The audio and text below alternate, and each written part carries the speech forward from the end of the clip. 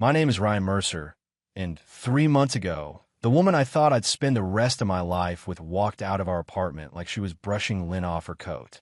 No tears, no apologies, just a smug little smirk and 5 words that gutted me like a fish. I need more than this. She said it while standing in the middle of our tiny living room, with its uneven floorboards, thrift store coffee table, and the damn couch we built together after watching a YouTube video. That couch had survived spilled wine, makeup stains, angry sex, and even angrier arguments. But to her, it wasn't history, it was evidence. Evidence of failure. Evidence that I wasn't enough. More than what? I asked, stunned, like someone who just found out the lottery ticket they'd been clutching for years was a fake. More than bartending tips and ramen dinners. Ryan, Sophia said, waving her perfectly manicured hand around like she was allergic to the life we'd built. I'm 27. I want yachts. I want real diamonds, not Etsy rings. I want to stop pretending like struggle is romantic. She didn't even pack her things. Just walked out, phone in hand, calling for a ride that had already been waiting outside. A black BMW idling at the curb, the driver wearing gloves. She got in like she'd done it before, like she'd practiced it. I didn't cry that night. I poured myself a whiskey, turned off the lights, and sat in the dark until the sun came up. Then I went to work and pretended like my life hadn't just imploded. If you're shocked by what you just heard, don't keep it to yourself. Drop a comment letting me know where you're watching from. Your thoughts matter. And if you want to stay in the loop for what's coming next, hit that subscribe button and turn on notifications. As I explain what happened next. 3 months later, I'm scrolling through Instagram on a break at the bar when her name pops up on my screen like a curse. At Sophia Blake XO. Round pushpin Amalfi Coast. Caption: upgraded gemstone sparkles. Photo: her in a red bikini, sipping champagne on a yacht, arms wrapped around a silver-haired man in a designer suit. Charles Whitmore. CEO. Billionaire. Divorcee. The guy owns half the damn tech startups in California, and apparently now my ex-girlfriend too. I stare at the screen, not because I missed her, but because I'd never seen her smile like that with me. There was something hollow in that grin, though, like a doll propped up in a display case. I zoomed in. New lips, maybe a nose job. She looked polished, manufactured. I wondered if she even remembered how she used to laugh when we had sex in the back of my Toyota Corolla after a late shift. That night, I went home and drank 3 fingers of Jack Daniels. Then I stared at the mirror and said out loud, I'm not a loser. The words didn't sound convincing, not even to me. It was a Thursday when everything changed again. A slow night at the bar. Some finance bros in the corner throwing back craft IPAs, and a couple on their 3rd Tinder date pretending they weren't forcing chemistry. That's what she walked in. Tall, raven-haired, with eyes like she hadn't slept in days and lips like she'd just kissed sin. She looked out of place, expensive but reckless. She wore a leather jacket over a silk dress and heels too high for someone not trying to make a statement.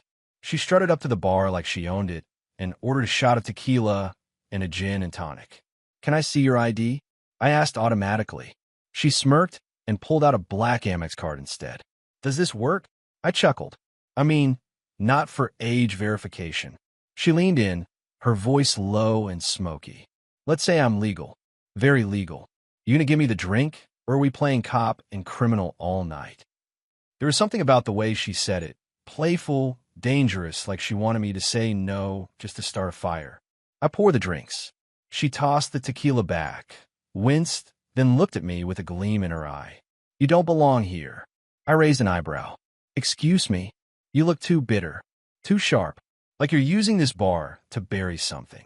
I paused. You always psychoanalyze your bartenders. Only the interesting ones, she said, swirling the gin in her glass. You've got the whole wounded artist turned alcoholic vibe. I like it. And what's your vibe? I asked. She flashed a wicked grin. Daddy's nightmare. Her name was Lexi. No last name. No details. Just Lexi. She drank like she was trying to forget something, but didn't want to be left out of the fun. She asked me about my tattoos, my worst date, my dream job. I told her I used to want to be a writer, but life got in the way. She told me she used to be sane, but privilege ruined her. We closed the bar at midnight. She was the last customer. Everyone else had trickled out, but she stayed, perched on a stool like a queen watching her kingdom crumble. "You want to get out of here?" she asked, tapping her nails on the bar. "Where to?" She leaned closer. "Anywhere that doesn't smell like stale beer and regret." We ended up on the roof of a nearby hotel. Not in the hotel, on top of it. She claimed she knew a guy who left the maintenance door unlocked. I didn't ask questions. The view was amazing. City lights, cool breeze, and her standing near the edge like she was deciding whether or not to jump. "Ever feel like you're just playing a part someone else wrote for you?"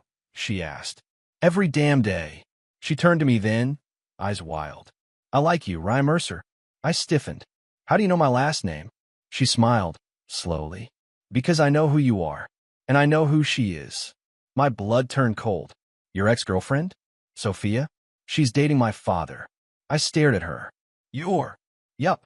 Charles Whitmore is my dad." There was a long, awful pause. "Why didn't you say anything earlier?"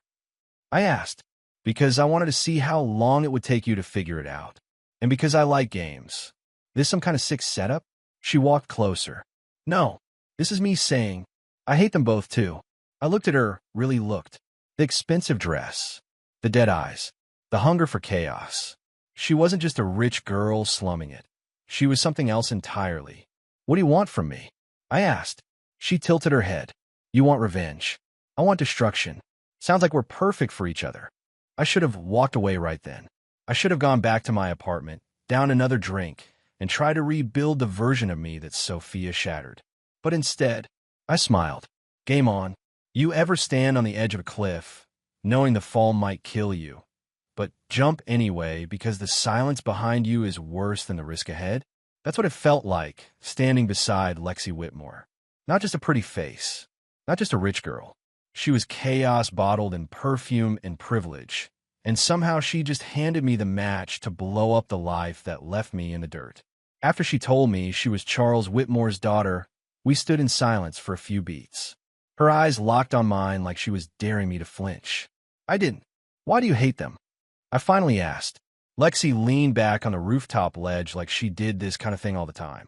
"Because my dad's a narcissist with a god complex, and Sophia, your darling ex, is just another disposable accessory to his ego." I blinked. "So, you're not exactly the daddy's girl type." She laughed. "Please. The only thing I inherited from that man is his ability to ruin people." There was something unhinged in her tone. Not broken, weaponized. She wasn't a victim. She was a loaded gun looking for a trigger. "You're serious about this," I said. Lexi walked up to me, close enough that I could smell the mint on her breath. "I know everything, Ryan. I know how long you and Sophia were together. I know where you lived. I know she cheated on you with him weeks before she left. I even know the stupid nickname you used to call her, Firefly, right?" I froze. She smiled, slow and dark. "Told you. I do my research." That was the moment I realized two things. I wasn't the one pulling the strings. I didn't care. We left the rooftop around 2 a.m. and ended up back at her place. A luxury penthouse in one of the city's most exclusive buildings. Think glass walls, minimalist furniture, cold lighting. A rich person's version of sterile. It didn't feel like a home. It felt like a museum. She poured us drinks, top-shelf whiskey, and handed me a glass without asking. She sat on the armrest of a leather couch, barefoot now, legs curled under her like a cat. "I have a plan," she said, sipping slowly. "And if you're game, I think we can make them both wish they'd never met." I raised an eyebrow. "You already tracked me down. What do you need me for?" "Because you're the ghost Sophia left behind," she said with a twisted grin. "And I'm the embarrassment my father wants to forget. Together, we're their worst nightmare." I stared at her, swirling the whiskey in my glass. "What's the plan?" She leaned in, eyes locked on mine. "We make it look real. You and me. Dates. Photos. Stories. We post them all over Instagram. Make it impossible to ignore. We dig into their insecurities, their secrets. We pull at every little crack until the whole thing collapses." "And what do you get out of it?" I asked. Her voice dropped. "Freedom. Revenge. And maybe a little fun." There was a beat of silence. Then I took a sip and said, "Game on." The next morning was a blur of black coffee, stolen glances, and hung-over adrenaline. Lexi was a machine. She had a list, yes, a literal printed list. Of all the places Sophia frequented, the social circle she'd forced herself into, and the top 3 influencers she was desperately trying to impress. She's addicted to perception, Lexi said as we scrolled through Sophia's page.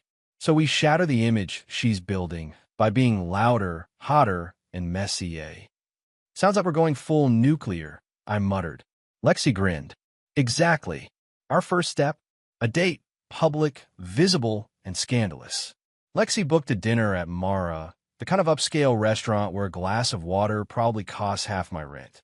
She wore a red dress with a slit so high it should have been illegal. And I showed up in the nicest thing I owned, black jeans, a blazer, and the kind of swagger you only fake when you've got nothing to lose. Halfway through the evening, Lexi reached across the table, took a selfie of us mid-laugh, and posted it with a caption. Bad decisions taste better with whiskey in him. Wineglass fire hashtag, no regrets hashtag, revenge looks good. She tagged a restaurant, Sophia's favorite. Not even 10 minutes later, Sophia viewed my story. By morning, the photo had 12,000 likes. Someone had already posted it to a gossip page. And Sophia? She messaged me. Sophia Blake. You're playing with fire. I stared at the message for a long time. No hi. No how are you? Just a threat. I screenshotted it and sent it to Lexi. She replied, good. Let's burn. That weekend, we went on another date, this time to a dive bar I used to love. Lexi didn't complain about the sticky floors or the broken jukebox. In fact, she danced like she'd never felt more alive. She pulled me onto the floor, pressed against me, body warm and wild, and laughing in my ear. You're not like the trust fund boys, she murmured. I like it. She kissed me in the middle of the bar, slow and hungry. Not for show, not for revenge, just because. And damn it, I kissed her back. We got drunk. We laughed. We stumbled back to her place and fell in her bed.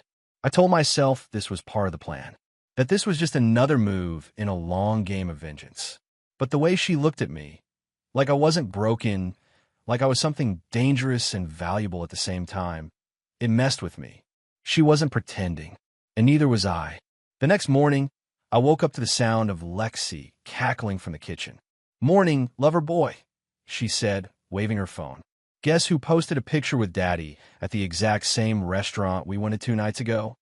I walked over, rubbing the sleep from my eyes. Sophia and Charles, posing at Mara, all smiles and curated charm. Caption, when the past stays in the past, life gets better. Kiss mark sparkles. Lexi looked at me. She's trying to match us, image for image. Good, I said, cracking my knuckles. That means it's working. She handed me a mimosa. Let's take it to the next level. That night, Lexi posted a picture of me asleep in her bed, shirtless, her hand tangled in my hair. The caption was simple. My favorite bad habit. By the time I got to work, 3 bartenders had already asked if I was really dating that Lexi Whitmore. By noon, Sophia messaged me again. Sophia Blake. You don't know what you're getting into, Ryan. He's not who you think he is. Please stop. But it was too late. The game had started, and I was all in. By the time our 3rd date rolled around, I stopped pretending I wasn't enjoying it. At first, it was just about revenge. Flexing for the gram. Making Sophia sweat. But Lexi made it dangerous to keep things transactional. She had this magnetic pull, equal parts chaos and elegance. Like she could show up barefoot to a board meeting and still walk out with the CEO's head on a platter. This time, I picked the spot. No 5-star reservation. No polished PR trap. Just a hole-in-the-wall dive bar tucked in a forgotten part of the city where the jukebox only played old rock and the bartender knew me by name. Lexi didn't even blink. She stepped inside in a black tank top, ripped jeans, boots with silver skulls, and not a trace of design or anything. She looked like a sinner's wet dream. People stared. She loved it. Fancy, she said with a smirk as she took a seat at the bar. Do they serve caviar with the wings here? No, but the ketchup's complimentary. She laughed and nudged me with her elbow. You're lucky I'm adaptable. I'm lucky you're not allergic to beer and bad decisions. Yet, the bartender brought over 2 shots without asking. Lexi downed hers like a pro and turned to face me, legs crossed, eyes sharp. So, Ryan Mercer, you've seen my world. Let me see yours. I grinned. You sure? My world's got roaches and unpaid bills. She shrugged. I was raised by a man who thinks love is a tax write-off. Nothing scares me anymore. I leaned in closer, playing with the edge of my glass. Then tell me, what's the worst thing you've ever done? She smiled, but it didn't reach her eyes. I once crashed a charity gala with a fake date and danced with my dad's business rival just to make headlines. He lost $1 million contract the next week. I blinked.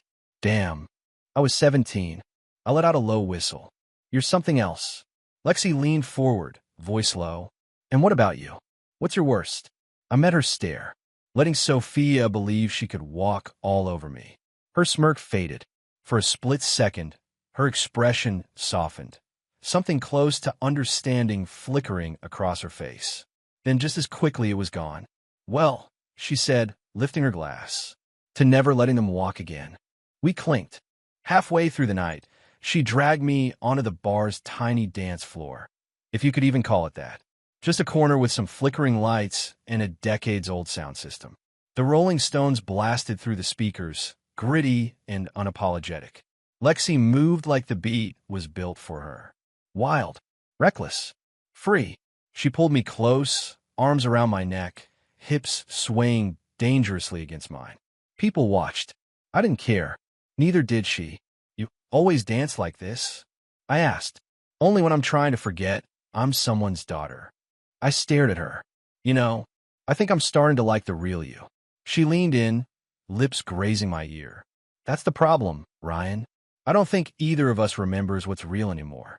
Afterward, we stumbled out into the night, tipsy and buzzing. The sidewalk was cracked. The air smelled like city grime. Still, she looked up at the sky and whispered, God, I miss this. This kind of night. No cameras. No pretending.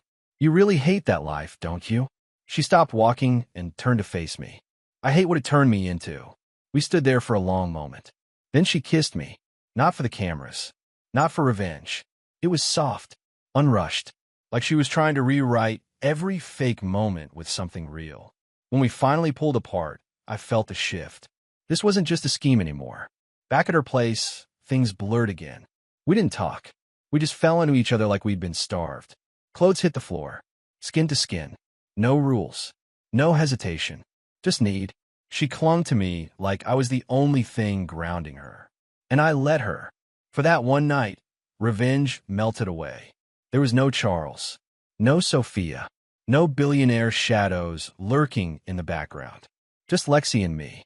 Two broken people trying to make fire from our ashes. Morning light spilled into the room like a confession. I woke up before her.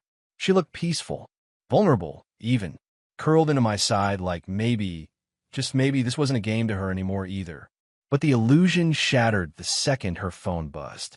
Sophia. The name flashed on Lexi's screen, followed by a message. Sophia Blake. He's not who you think he is. My advice? Run before he ruins you too. Lexi stirred. What time is it? I showed her the phone. She sat up slowly, read the message, then tossed the phone on the nightstand like it was radioactive. She's unraveling, Lexi said, brushing her hair back. Good. I didn't say anything, because in that moment, I wasn't sure who was unraveling faster, Sophia or me. Later that day, Lexi posted another photo. This time, it was just my hand on her bare thigh. Black and white. Tasteful. Intimate. Caption. Some addictions are worth the consequences. It racked up over 20,000 likes in an hour. Comments flooded in. Power, couple energy. Charles Whitmore's daughter with a bartender? Sophia who? Bet daddy's pissed. Faced with tears of joy, Lexi read them out loud like poetry. She was high on it. The chaos. The validation. The power. And I wasn't sure if I was using her anymore, or if she was using me. That night, Sophia called. I let it ring. Then I stared at my reflection in the dark and asked the question I'd been dodging for weeks. What happens when revenge stops feeling like justice and starts feeling like home? By now, everything was a performance. Each smile? Calculated. Each kiss?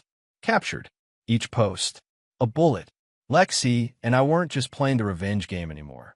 We were rewriting the narrative, outfitting it in leather and lipstick, dressing up pain in designer chaos. And Instagram? It was our stage. The world thought we were falling in love.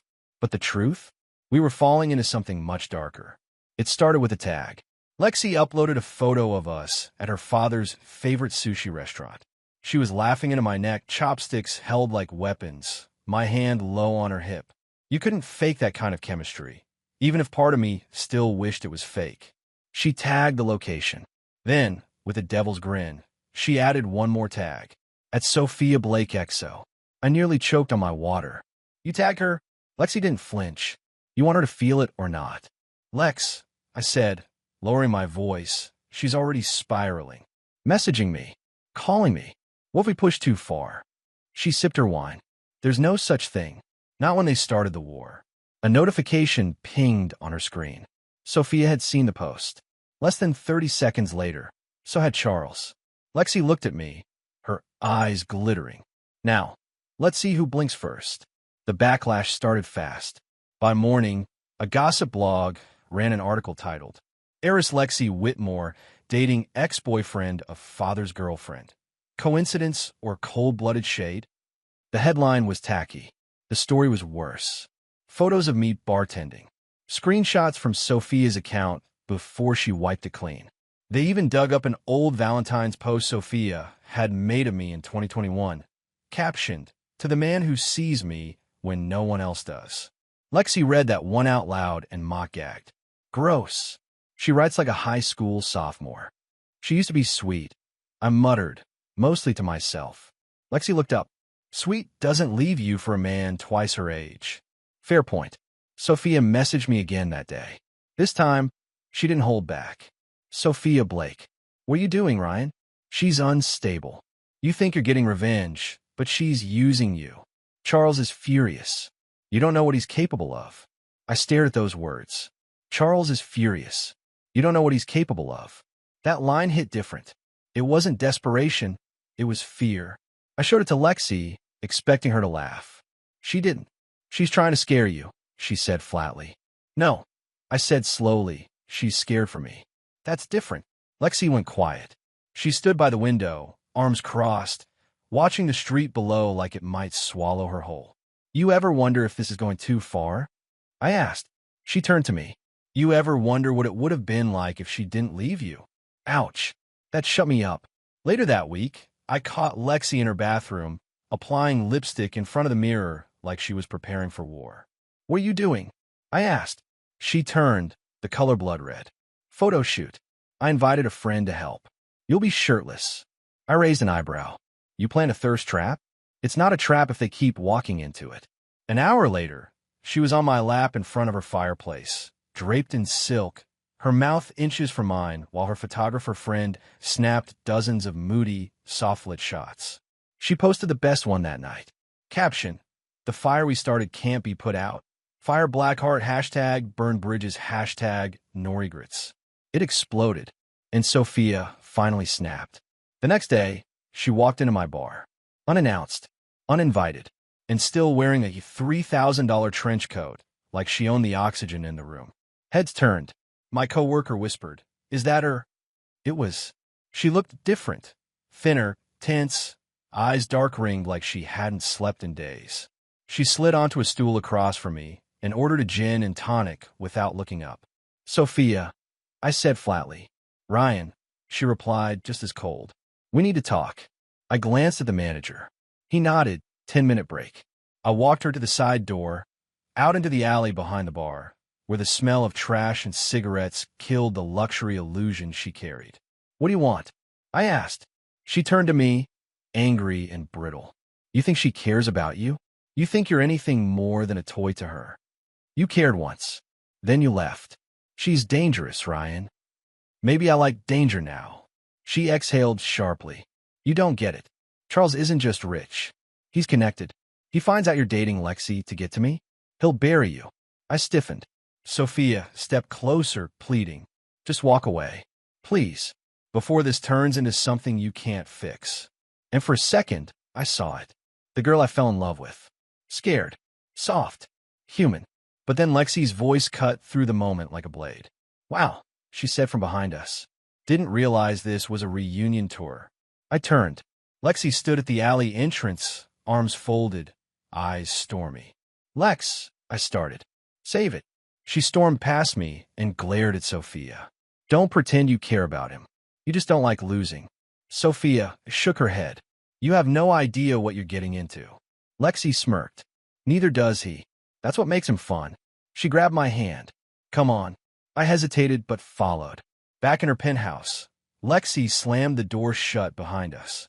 "Were you going to tell me you were meeting her?" she snapped. I didn't know she was coming. Didn't know, or didn't care. I stared at her. "You think I'm still hung up on her?" Lexi's voice dropped. "I think she still has her claws in you." "Lexi, I'm here with you. This whole damn war started because of her. You really think I'd fall back in her arms now?" Her jaw clenched. "You kissed her once, didn't you? Before this." Right before she left. I froze. She read the truth on my face like a book. Lexi scoffed. "Figures." "Lexi." She turned away, shoulders tense. "I'm not mad about the kiss. I'm mad because I think you'd still go back to her if she begged hard enough." I moved to her, gently gripping her waist. "She begged today, Lexi." She pleaded, and I still walked away. She didn't respond, so I said it again. "I walked away. For you." That did something. Her breathing slowed. Her body softened against mine. She looked up, vulnerability flickering behind her defiance. "You really mean that?" she asked quietly. I leaned in. "I don't do fake anymore." And when we kissed this time, it wasn't for the camera.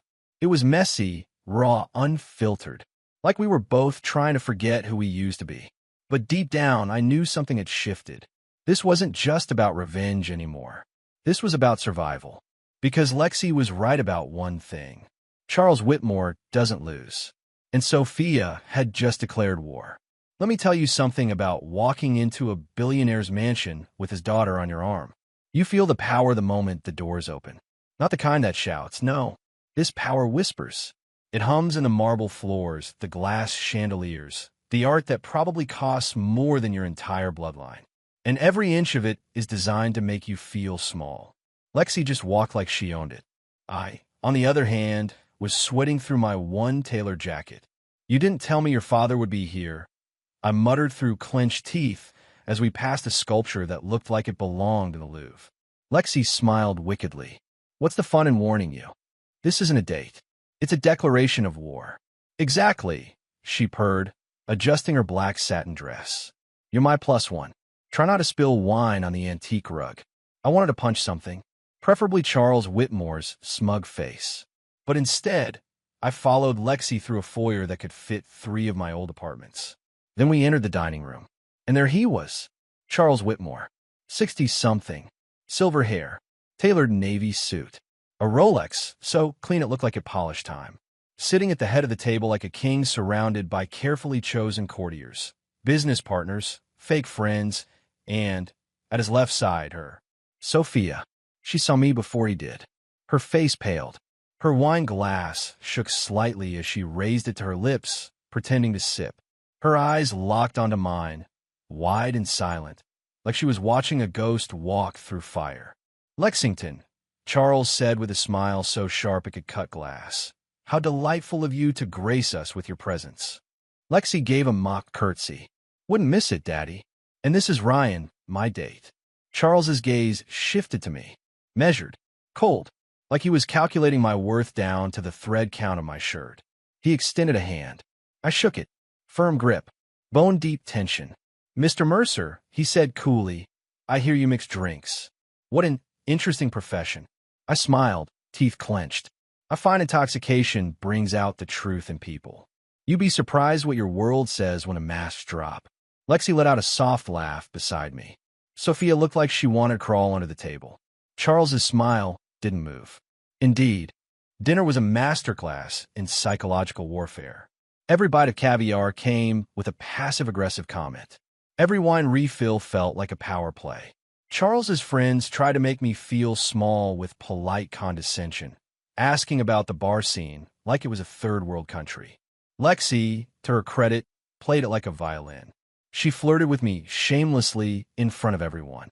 Touched my knee, whispered in my ear, made a point of telling her father how much she loved the realness I brought in her life. I've never met anyone like Ryan, she said, clinking her glass against mine. He doesn't wear a mask. Charles smiled thinly. That's because he can't afford one. Laughter echoed down the table like a well-rehearsed choir. I didn't flinch. I just smiled back. Sometimes, I said, lifting my wine, truth is the most expensive thing in the room. Charles's smile cracked.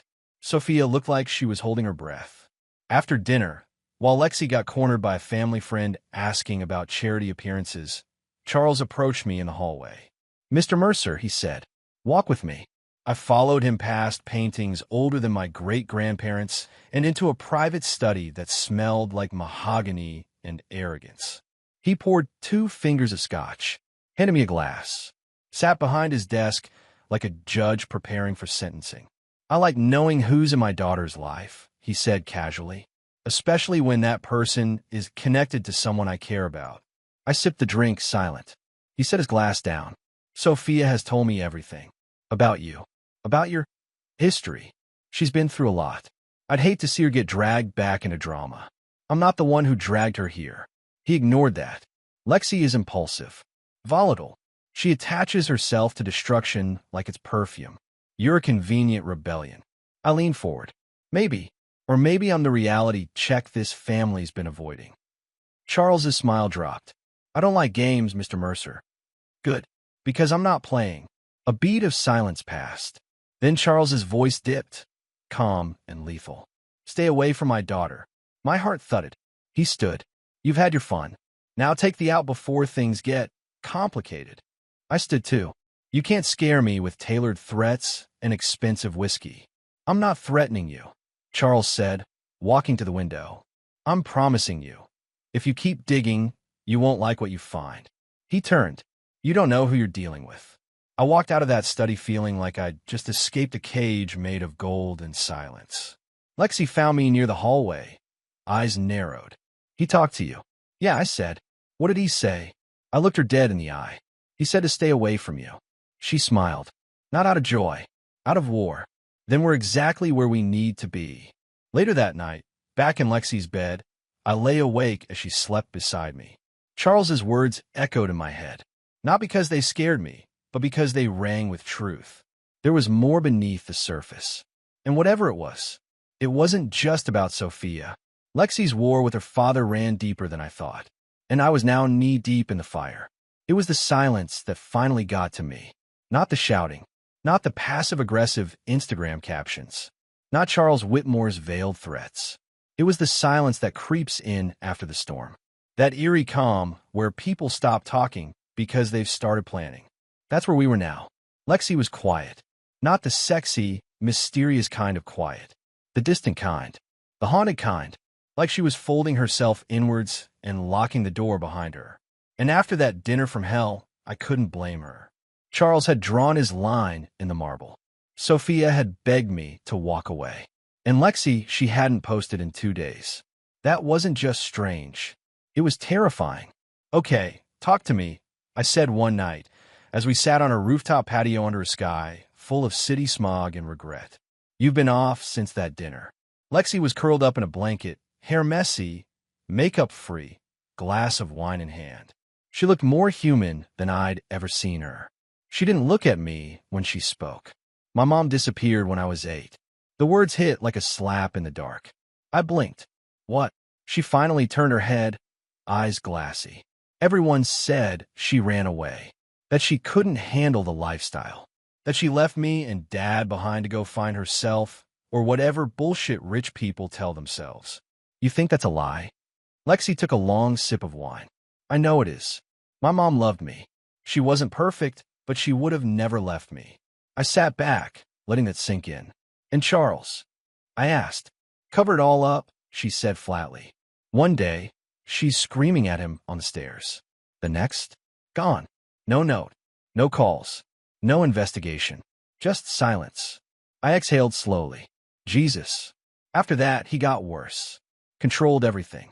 My tutors, my friends, my future. He handpicked every woman who entered our house like they were auditioning for a role. I didn't need to ask who Sophia reminded her of. Lexi looked at me then. This isn't just about revenge, Ryan. It never was. I leaned in. So, what is it about? Truth, she whispered. I need to know what really happened to her. And I think Sophia's involved. The room chilled. Wait, I said. You think your dad's girlfriend, my ex, is involved in your mother's disappearance? Lexi nodded slowly. She's not just another gold digger, Ryan. Sophia didn't just stumble into my father's world. She was placed there. By who? By him, or someone working with him. I don't have all the pieces yet, but I know she's more than she claims. I stared at her, stomach nodding. Why didn't you tell me this sooner? Because I needed to know if you were in this for real, she said, her voice shaking. And because the second you know too much, Charles stops playing nice. That night, I couldn't sleep. I lay in bed staring at the ceiling, piecing together every oddity I'd brushed off since this madness began. The way Charles had said, "You won't like what you find." The way Sophia pleaded with me to stop. The sudden, curated disappearance of all Lexi's childhood photos with her mom from the internet. Something wasn't adding up. This wasn't just an affair. It wasn't just a revenge fantasy. This was legacy warfare, and Lexi had just dragged me into the center of it. The next day, I went to Sophia. I told Lexi I was going out for air. She didn't ask questions. Maybe she knew. Maybe she didn't want to stop me.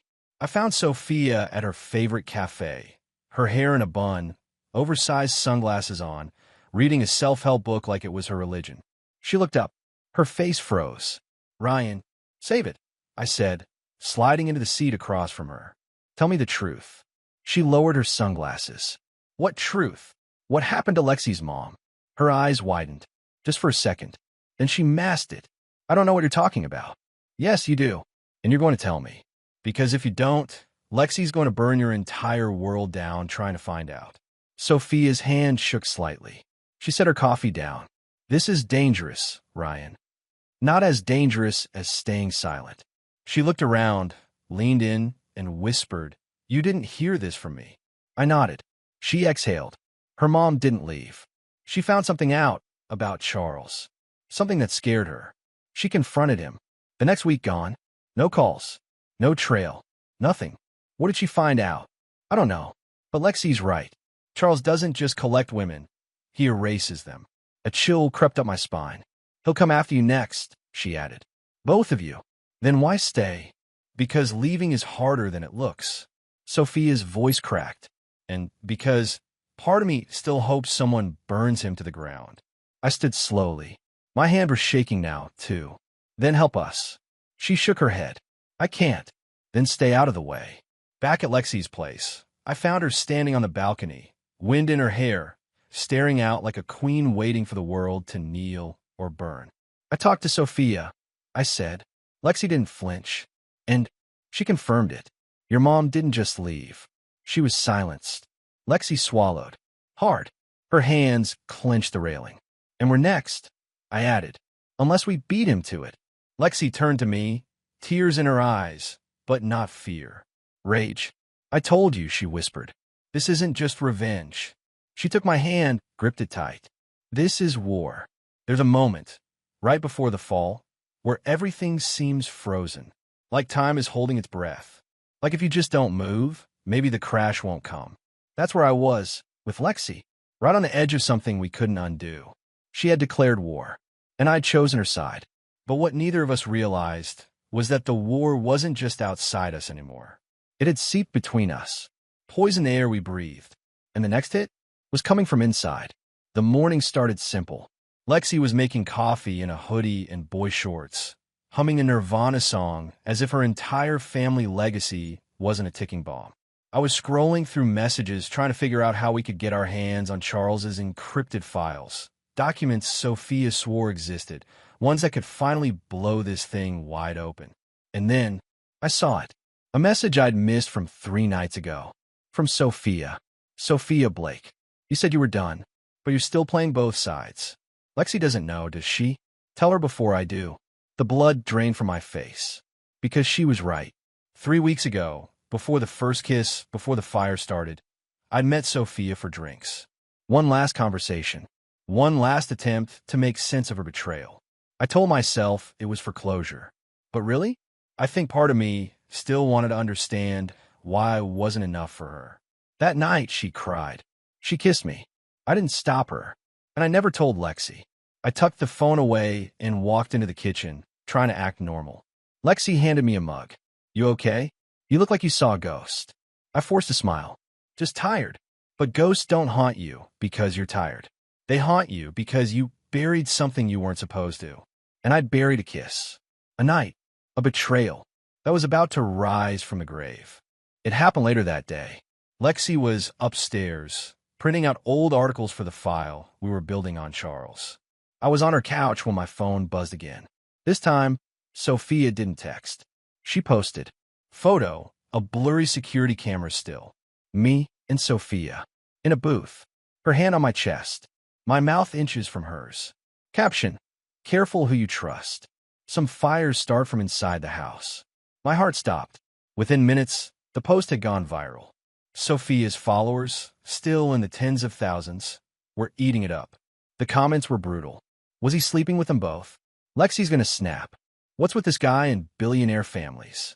LMAO. Plot twist. He's playing them both. Lexi came down the stairs, phone in hand, her face white-hot with fury. I didn't even get a word in before she threw the phone across the room. It shattered against the wall. You lied to me, she said, voice trembling. You lied. Lexi, I didn't. Don't stand there and act like you didn't choose her first. I didn't choose her. I made a mistake. Oh, she laughed, bitter and broken. You accidentally fell into her lips? Must have tripped over your trauma. I stepped forward. It was before us. Before all of this. I didn't think we were real yet. And now, she snapped. Now that I've dragged you into my war, you suddenly care about what's real? I didn't have an answer, because every excuse I could have made was already burning to ash in her eyes. She stormed into the hallway. I followed. Lexi, stop. Just talk to me. She turned on me like a storm. You were the one person I thought I could trust. The only one who wasn't wrapped up in my father's poison. And now I find out you've been sipping from the same glass as the rest of them. It wasn't like that. Then tell me how it was. Tell me how the hell I'm supposed to look at you now and not see him. I said nothing. That was my mistake. Because silence isn't neutral. It's guilt that doesn't know what to say. She shook her head. Get out. Lex, get out. I left. Back to my apartment. Back to peeling paint and quiet floors and the smell of cheap soap and defeat. And for the first time since this whole damn game started, I felt lost. Not angry. Not vengeful. Just lost. Because the thing I hadn't wanted to admit was now painfully clear. I wasn't using Lexi anymore. I wasn't pretending. I had fallen for her. And now, I'd become exactly what I swore I wasn't. Just another man who betrayed her. That night, I didn't sleep. I just stared at the ceiling and thought about how easy it is to ruin something good. All it takes is one lie. One omission. One night, where you let the past crawl into your bed and whisper sweet nothings until your future walks out the door. The next morning, my phone buzzed again. Blocked number. Meet me at Whitmore Plaza. 4th floor. Alone. No Lexi. I stared at it for a long time. I didn't know who sent it, but I had a sick feeling I knew what it was. The next move. The next trap. The next fire waiting to be lit. And even though Lexi had kicked me out of her life, I wasn't done fighting for her. Even if it meant facing the man who had built his empire on silence and shadows. Whitmore Plaza looked like everything Charles Whitmore stood for. Glass, steel, and secret stacked 40 stories high. The lobby gleamed with marble and men in suits who knew how to smile without blinking. I didn't belong here. I never had. But I walked in like I did. I wasn't here to blend in. I was here to blow it all open. The elevator ride to the 4th floor felt like it was moving through molasses. My stomach twisted tighter with every ding. When the doors opened, I stepped out into a hallway lined with offices, sleek, soundproofed, and suspiciously empty. No receptionist. No security. Just a single glass door cracked open at the end. Inside sat a woman I'd never met. Mid-40s, sharp jawline, eyes that scan like scanners. She motioned for me to sit. You're Ryan Mercer, she said, without inflection. You got the better end of the mystery. Who are you? My name is irrelevant. What matters is what I have. She slid a flash drive across the desk toward me like it was laced with venom. This has surveillance footage, financial records, voice memos, some from a burner phone Charles used years ago. They confirm what Lexi's been chasing. I hesitated. Why give this to me? Because I worked for Charles for 16 years. And after what he did to her mother, I can't keep quiet anymore. My throat tightened. What did he do? She looked me in the eye.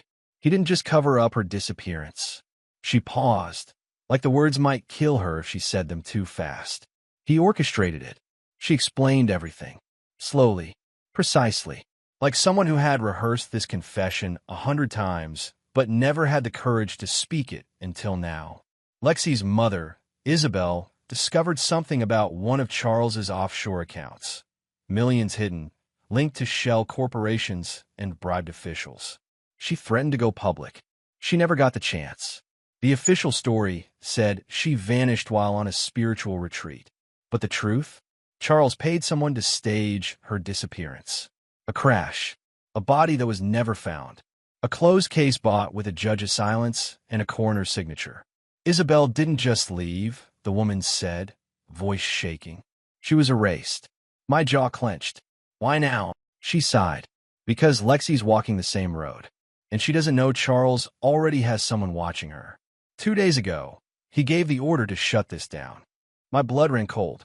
What does shut this down mean? Her eyes locked on mine. It means whatever you're planning, you better move fast. Because Charles isn't bluffing. He never has to.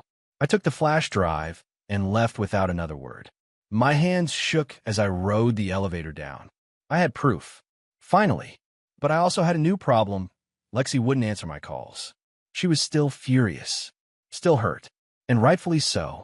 But if I didn't get to her in time, Charles wouldn't need to erase me. He'd already be erasing her. I went straight to her penthouse. I didn't care if she screamed. I didn't care if she slammed the door in my face. She had to see this. She had to. But when I got there, the building was crawling with private security. New faces. Not her usual guys. I asked to speak to Lexi. They said she wasn't taking visitors. That she'd left town.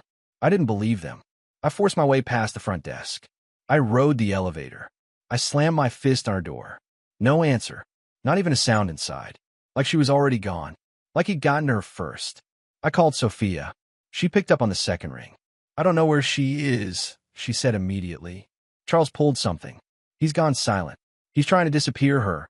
I snapped. Like he did her mom. Sophia's voice dropped. Then you need to go public. Now. With what? A viral post? A tweet? That's not enough. Then hit him where it hurts, she whispered. At the gala. I paused. What gala?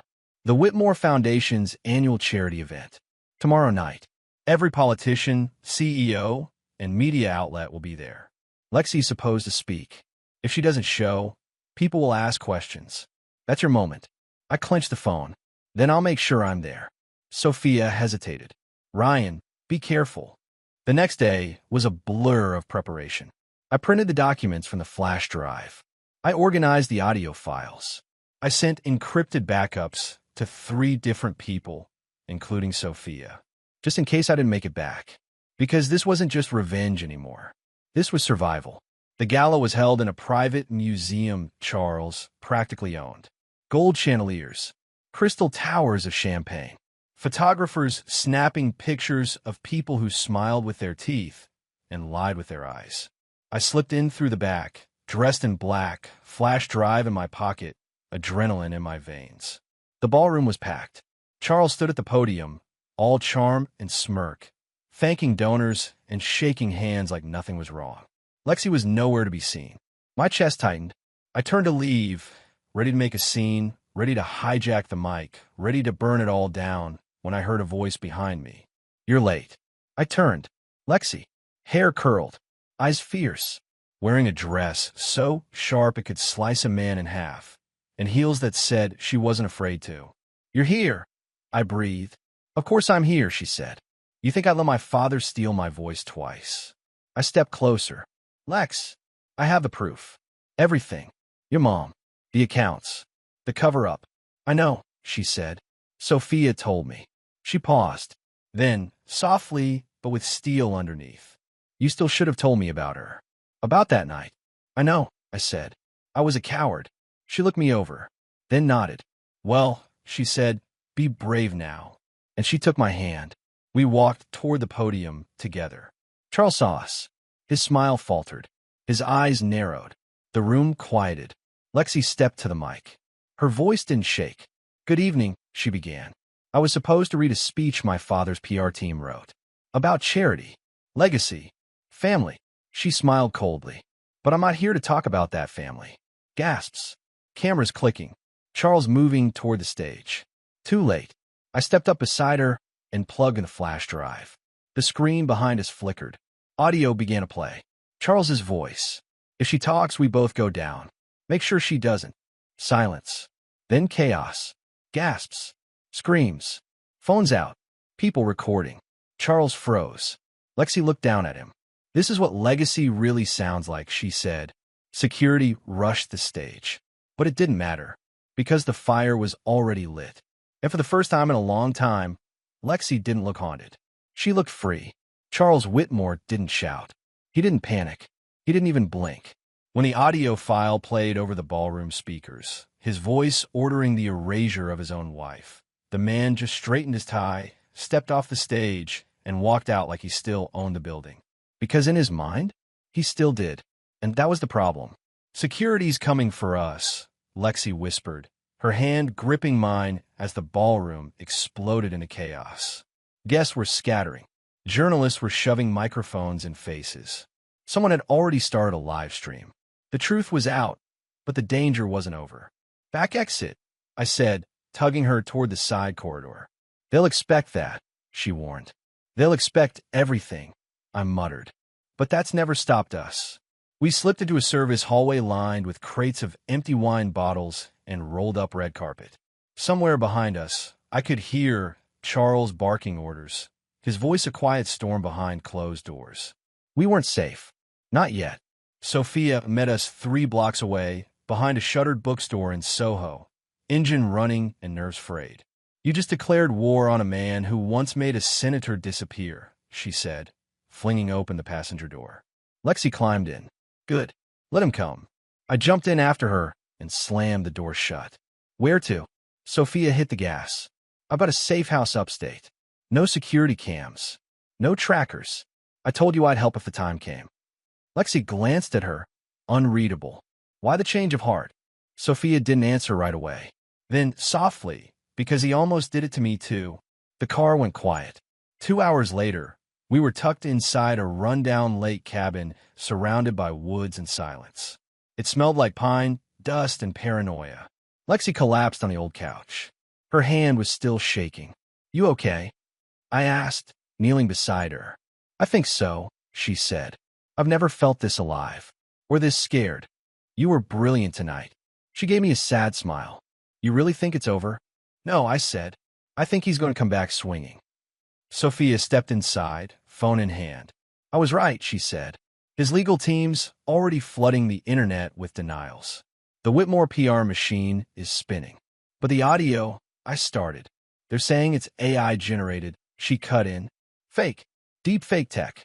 They're trying to bury it before it catches fire. Lexi stood. Then we bury him first. That night, we made a plan. One last move. Because the audio had rocked his empire, but it wasn't enough to kill it. We needed proof that couldn't be denied. We needed paper trails, original documents, hidden transactions. Lexi knew where to find them. There's a vault, she said, behind a painting in his office at the estate. I used to sneak in there as a kid. I saw him stash folders, flash drives, red seal documents with people's names blacked out. Sophia paled. You go in there, and you're walking into a trap. That's why we don't go in, I said. We break in. Lexi grinned. Game on. The next night, under the cover of rain, we returned to Whitmore Estate. Lexi wore all black, hair tied tight, eyes sharper than I'd ever seen. I was behind the wheel of Sophia's car. Sophia monitored from a laptop in the back seat, tapped into the security grid. Thankfully, access code she remembered still worked. 2 guards at the West Wing, she murmured. Another on patrol near the tennis courts. If you go now, you'll have about 6 minutes before the cameras sweep back. Lexi nodded. We kissed quickly. No time for sentiment. Be safe, I said. She smirked. Always. She disappeared into the dark. I watched the clock. 6 minutes. 6 minutes for her to outwit the man who taught her how to lie. Sophia kept glancing at me. You really love her, don't you? I didn't answer. Because when it comes to Lexi Whitmore, love isn't big enough a word. She's revenge and reckoning and redemption wrapped in silk and scars. She saved me, I said finally, even when I didn't deserve it.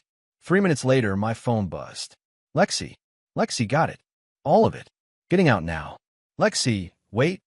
SHD, asterisk. The screen went black. I jumped out of the car.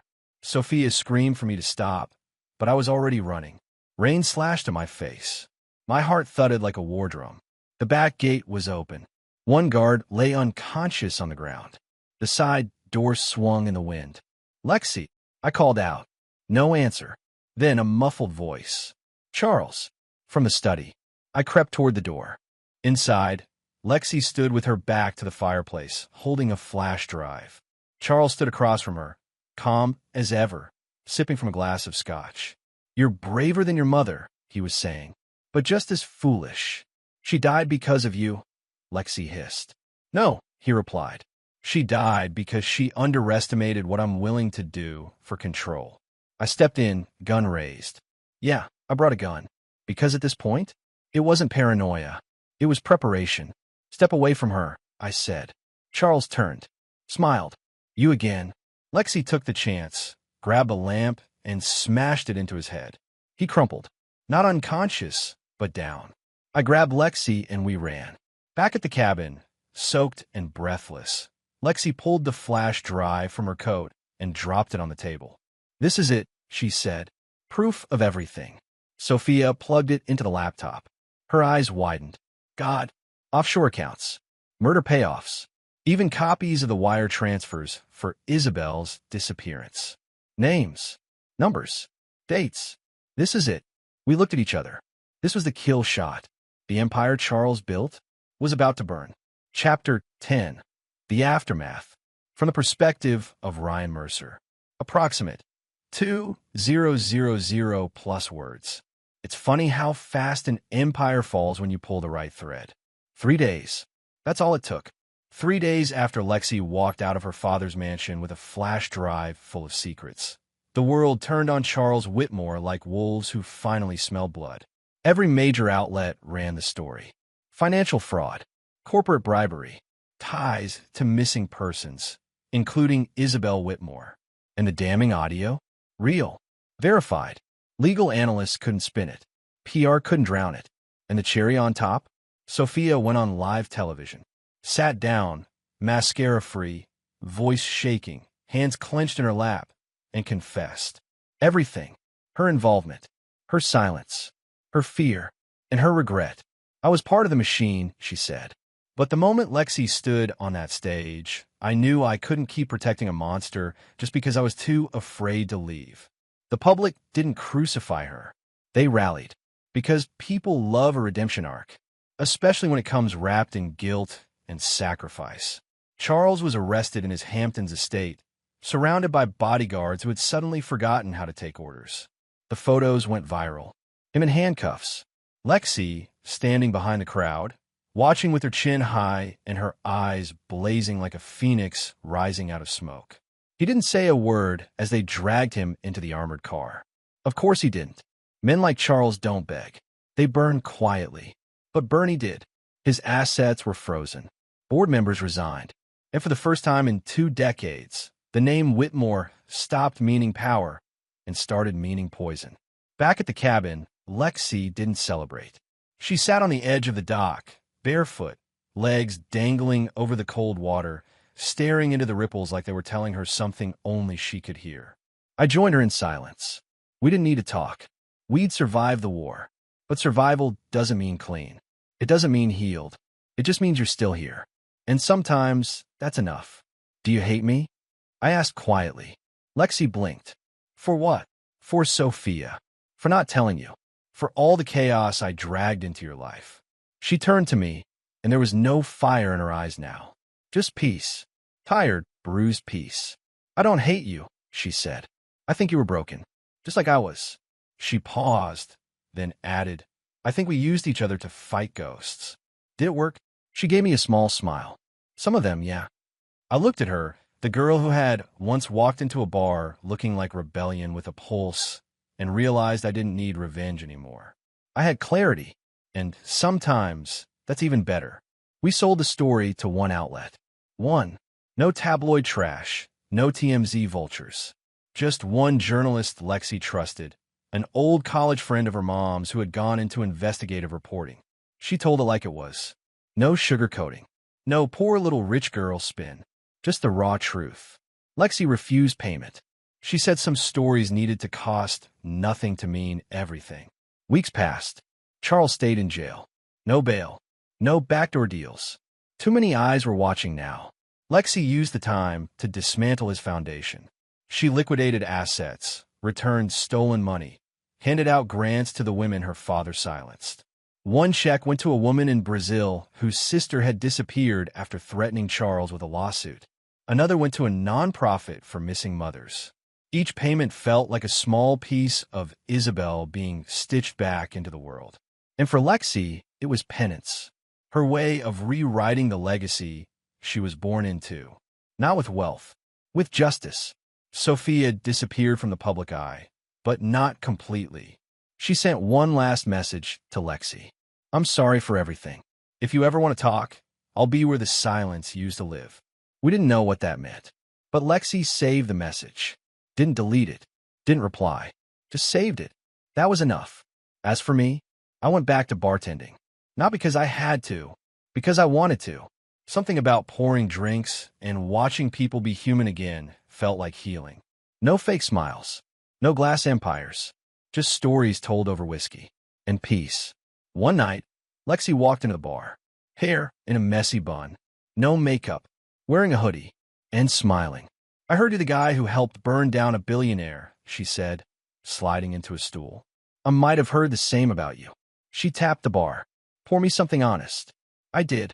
We drank in silence for a while. Then she looked at me. So what now? I shrugged. We try being unbroken. See what that feels like. She laughed softly, and then leaned in, whispered. You wanted to show Sophia you could roll with billionaires, remember? I nodded. And Lexi smiled. You burned one. You wanted an upgrade, Sophia. Hope it was worth it. If you enjoyed this story, don't forget to like, share, and comment your thoughts below. Would you choose love or loyalty? And don't forget to subscribe for more true secrets every day.